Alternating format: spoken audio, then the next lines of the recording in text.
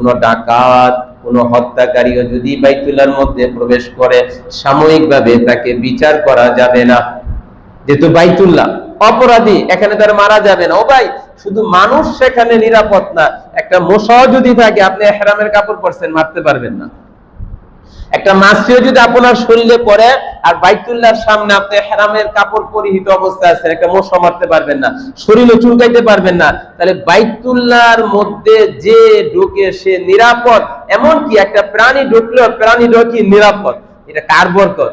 বাইতুল্লাহর বরকত। আপনার ঘরে যদি একটা তেলাপোকা দেখেন, মা রে মা, দাদিও পারে না, দাও লইয়া আনে, তেলাপোকা আমার নাতির খাবার নষ্ট করে লাগবে। কথা বাস্তব না বাস্তব?